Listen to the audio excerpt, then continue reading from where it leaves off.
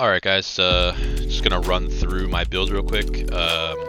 This is what I believe to be the highest single target rogue build that you can play in the beta right now. When you're using combo points. You could play Inner Sight for bosses, specifically Ashava, and probably do a little bit more damage, but you give up way too much movement speed and burst damage in my opinion to do that. So yeah, this is my combo point build. 3 points up here in puncture. You want the spread. You need to get puncture. You can't switch off puncture. It's the only way we have to make a target vulnerable that's consistent. So as much as Heartseeker looks like it's overloaded with stats, puncture automatically wins because vulnerable is 20% more damage to targets, and it also enables you to use your crit damage gems in your weapon. Alternatively, you'd use damage over time gems in your weapon. So because of that, this just automatically wins. This is more damage than this. Twisting Blades, you want the cooldown reduction.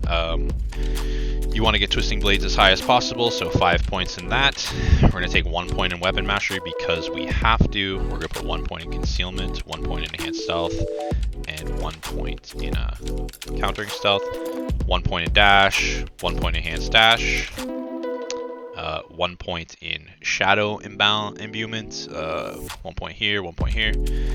Pump Poison Imbuement as much as possible, 1 point here, 1 point here.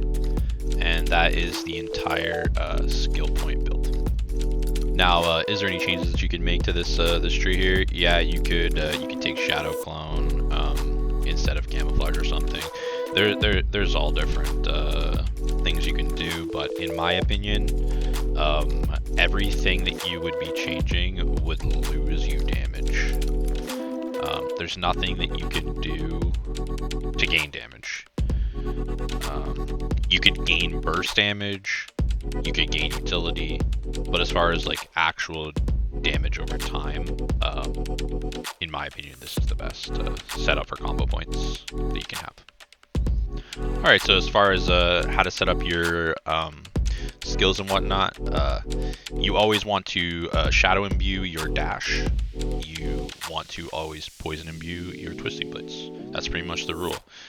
You can do vice versa, of course, but generally you never want to use a Poison Imbue on a dash. You always want to use these on Twisting Blades, and you want to use your dash to apply Shadow Imbuement to targets without actually having to spend energy to do it, because the attack that you use to apply Shadow Imbuement doesn't actually matter. Shadow Imbuement's going to do the same amount of damage regardless of the attack, whereas the Poison Imbuement is doing damage based off of the attack damage that you use to apply it. And yeah, Concealment has 2 uses. One use is if you're ever low on energy, you press Concealment, it gives you 40 energy. Actually, it has 3 uses. The other use is that it will give you an automatic critical strike, so you can work that into your combos while you're clearing, while you're doing bosses for more burst damage, and it'll also make you unstoppable. So if you get CC'd, if you hit a trap, if you get frozen, if you get stunned, all those things you can break out with Concealment. In the beta currently, I don't think that there's any of these skills are really interchangeable. They just all provide too much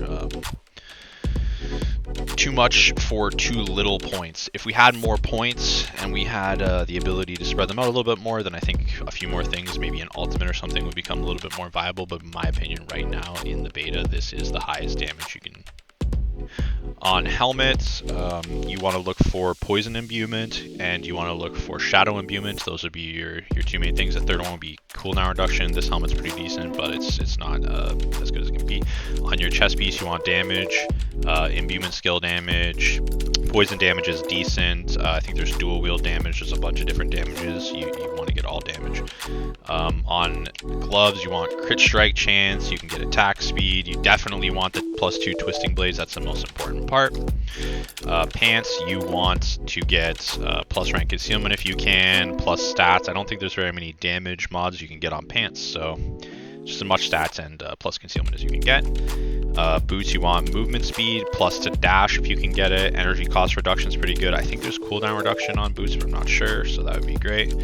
On here, you want as much close damage, core damage, dexterity, damage to vulnerable as you can get. Same thing with your 2 weapons. As much damage as possible on your rings, and on your amulet you want to go with movement speed, ranks to imbuement, and then there's either imbuement damage, cooldown reduction, a bunch of other useful stats you can get on there. Let's go through the actual legendaries themselves. So healing, life per second on the helmet. This isn't required, this is just pretty nice to have. You could change it for another defensive. Damaging Elite grants you a barrier. You're definitely going to want to have this on your chest piece. It's probably the best one you can use. Deal increased damage while you have a barrier. That synergizes with the chest piece to give you a bunch of burst damage when you first engage on a boss. This is mandatory in my opinion. When you're not healthy, you get a magical bubble. This basically makes you unkillable. I think everyone's going to use this unless they nerf it. This one is unchangeable on your boots in my opinion as well, just 50% more damage against bosses. There's not going to be anything else anyone uses on boots as long as this exists. Your imbuement skills have potency increase. Technically, I think the one that I have on my necklace could be on the weapon for a little bit more damage, but it would be less consistent in certain scenarios, so that's up to you. But one of these on your bow, the other one on your neck. So yeah, skills deal up to increased damage based on your primary resource is your other mandatory big damage one that you want to put on under your bow or your neck. I have mine on my neck. Basic skills, gain 28% attack speed. This one I believe is mandatory as well in my opinion, just doesn't feel as good. If you don't have this, you can't get your damage out as quickly, dungeon clearing kind of sucks. This one is literally doing absolutely nothing for me and is the spot where I would have the imbue creates an explosion around you when you use it, but I've been grinding since the beginning of the first beta and I still have yet to drop that a single time. Twisting Blades Orbit, mandatory. This is really good for clearing, really good for single target damage, applies to all of your imbues. When you use Twisting Blades, very, very strong, mandatory. And this one as well, attacking enemies with a basic skill increases the damage of your next core skill by 10% up to 50. This is also mandatory, extremely powerful for us, and you know, you definitely want to have this on your character. So that's about it for the gear. I'll just let some dungeon footage play in the background here while I talk for a second. Going forward, what do I think is going to be strong? I think a build like this one will probably be one of the strongest builds you can play. There's been a lot of stuff that's been leaked for you know, data mining, and there's some Paragon War stuff and some other legendary aspects that will go extremely well with a build like this that play very well off of having more than one imbue in your build. And then there is also a bow, very iconic bow, we all know, called Wind Force, and that bow is lucky to get double damage. I don't know what the percentage chance is to get the double damage, but if it's a decent percentage, then I think that a penetrating shot build with